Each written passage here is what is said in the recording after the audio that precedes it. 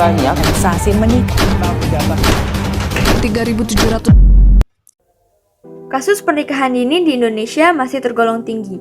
Menurut data BPS, angka pernikahan dini di Indonesia pada tahun 2019 sebesar 10,82% dan sebesar 10,18% pada tahun 2020. Menyikapi hal ini, dibuatlah program non pemerintah untuk membantu mengendalikan angka pernikahan dini. Salah satunya adalah program Yes I Do. Hal ini bertujuan agar angka pernikahan dini di Indonesia mampu menyentuh angka 8,74% pada tahun 2024. Kabupaten Lombok Barat dengan sigap menerapkan program ini untuk menekan angka pernikahan dini. Agar program berjalan dengan baik, diperlukan konsep system thinking dalam penerapannya. Berikut adalah analisis pengimplementasian program Yes I Do. Yang pertama adalah input dari program Yes I Do. Untuk PEN sendiri adalah pelaku atau pelaksana dari program Yes I Do. Pelaksana dari program Yes I Do sendiri terdiri dari berbagai lintas sektor. Di antaranya, pemerintah daerah, Ruang Temu Generasi Sehat Indonesia atau Rutgers WPF, Dinas Pemberdayaan Perempuan dan Perlindungan Anak, Dinas Kesehatan, dan Dinas Pendidikan dan Kebudayaan. Yang kedua yaitu mesin. Mesin adalah fasilitas atau alat penunjang dari pelaksanaan program Yes I Do. Contoh mesin yang digunakan dalam program Yes I Do seperti modul Setara Sepakat Dunia Remaja, buku pedoman, media cetak, buku foto, dan Polisai Brief. Selanjutnya yaitu money. Money adalah sumber modal untuk pembiayaan pelaksanaan program Yes I Do. Modal untuk program berasal dari pemerintah daerah. Selanjutnya metode. Program Yes I Do bisa dilaksanakan dengan berbagai cara seperti pengadaan posyandu remaja, sosialisasi pendidikan perihal kesehatan reproduksi, pelayanan kesehatan peduli remaja, dan workshop pelatihan. Yang kelima adalah materials. Material sendiri adalah bahan baku atau landasan dari penyusunan program Yes I Do. Contohnya seperti regulasi, peraturan bupati, peraturan daerah, data jumlah pernikahan usia dini, data jumlah kehamilan remaja, data tingkat pengetahuan reproduksi pada anak sekolah dan remaja, dan data kekerasan pada remaja. Yang selanjutnya yaitu teknologi. Contohnya seperti PowerPoint atau media online seperti YouTube, Instagram, Twitter sebagai media yang digunakan saat pelaksanaan workshop atau sosialisasi. Nah, selanjutnya adalah proses dari program Yes I Do. Yang pertama adalah planning.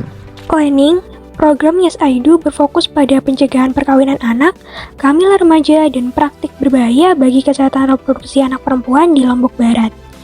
Kegiatan ini berkontribusi pada pencapaian target tujuan pembangunan berkelanjutan atau Sustainable Development Goals tentang kehidupan sehat dan sejahtera, pendidikan berkualitas, dan kesetaraan gender dengan memastikan remaja atau anak perempuan menuntaskan pendidikan dasar 12 tahun tanpa terkendala karena perkawinan ataupun kehamilan tidak diinginkan pada remaja perempuan. Organizing, program Yes I Do melakukan kerjasama serta koordinasi dengan dinas-dinas terkait, tokoh-tokoh masyarakat, tokoh agama, serta tokoh-tokoh yang memiliki entitas kuat dalam permasalahan pernikahan dini untuk memberikan pemahaman terhadap dampak dari pernikahan dini. Dalam proses actuating, program Yes I Do melakukan beberapa cara untuk mencapai tujuan. Di antaranya yang pertama adalah melibatkan berbagai sektor dan pihak seperti tokoh agama, masyarakat, guru, tenaga kesehatan, pekerja sosial, hingga pemerintah. Kemudian yang kedua adalah memberikan pemberdayaan seperti pemberdayaan ekonomi. Yang ketiga, memberikan pelatihan pendidikan mengenai hak kesehatan seksual dan reproduksi. Yang keempat, menyediakan forum diskusi dan informasi untuk mencegah pernikahan dini.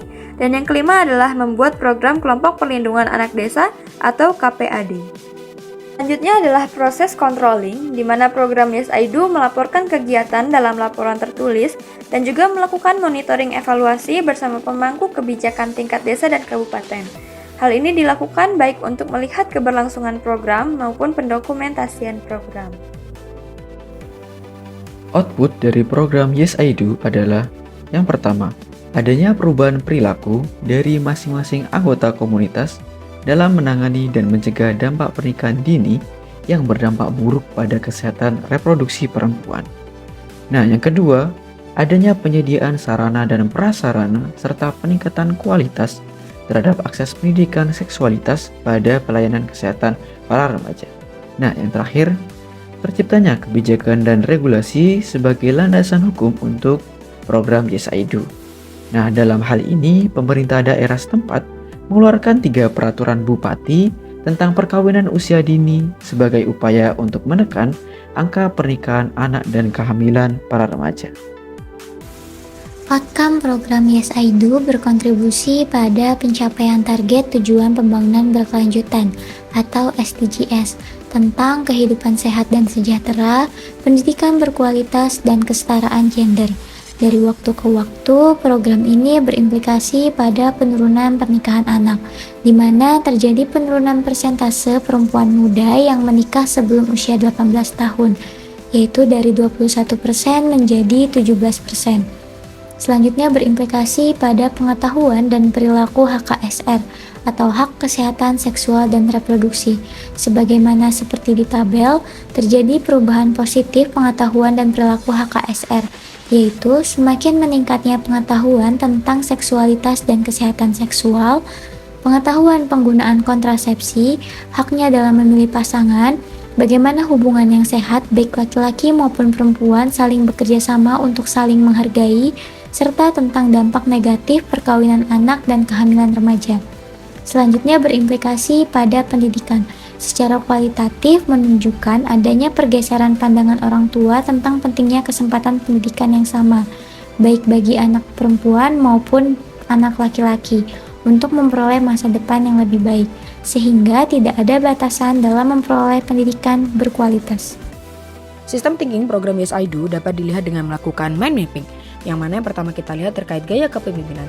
Gaya kepemimpinan yang digunakan ada 2. Yang pertama delegatif, yang mana pemerintah daerah memberikan kepercayaan kepada masing-masing pihak pendukung untuk mendukung program Yes I Do sesuai bidang masing-masing.